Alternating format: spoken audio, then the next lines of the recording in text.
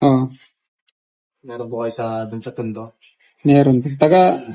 Tondo pa po ako, sir. Meron kayo dun sa Deca Mall eh. Pero gusto ko po sa inyo po, iPhone ko po. Pero okay pa tong mga LCD mo. Okay pa po. Ano to? XX? XR po. iPhone X po, X. iPhone X? Pero yung battery mo pang iPhone XS. Nagala po ako nanonood sa ano yun. Sa vlog ko. Po, hot air niyo po, no? Oh. Sino nagtanggal ng kon nito? Nagkasabi kulang po kasi sa kagamitan. Dali na lang daw po sa ibang. May tanggap po tayo ditong iPhone X. At ang issue daw po, ayun mismo sa ating kliyente, ay battery terminal. Pinapalitan daw po niya ito sa isang technician. Ngunit hindi raw po niya ito nagawa. At ang sinabi sa kanya ng technician ay wala daw po siyang pyesa at kulang pa siya sa kagamitan. Batay po sa salaysay ng ating kliyente, ay battery lang daw po ang sira ng kanyang iPhone X. Kaya pinapapalitan niya po. Pero bukod po sa hindi pa raw nagawang palitan ng technician, ay nadamay pa daw po masira ang battery terminal. Kaya tinanong ko po si Sir kung ginawa ng technician ang sirang battery terminal at ang kanyang sagot ay oo daw po. At nang hindi daw po niya magawa, ay tsaka daw sinabi ng technician na wala siyang gamit at pyesa para maayos ang problema. So let's assume na nagsasabi po ng katotohanan ang ating kliyente. For the sake of this video, I'm not saying po na nagsisinungaling ang ating kliyente o gusto ko pong i-down kung sino man po yung technician. Gusto ko lang pong ilabas ang aking saloobin patungkol sa mga ganitong senaryo. Tulad po ng ating mga daliri na hindi pantay-pantay, ay kahalintulad din po ito sa ating mga cellphone technician.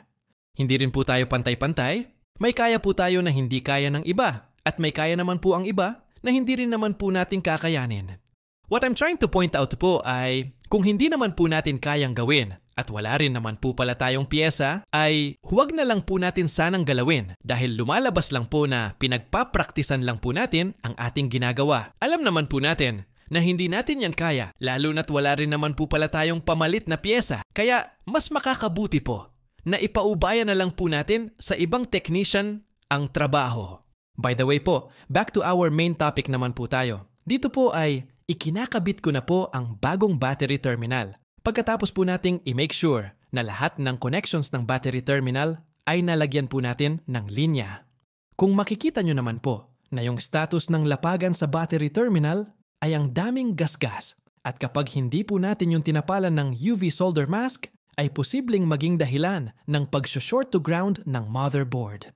Natanggal din po ang mga maliliit na kapasitor sa palibot ng battery terminal. Tanda na ang gumalaw na technician ay hindi pa bihasa sa micro-soldering works.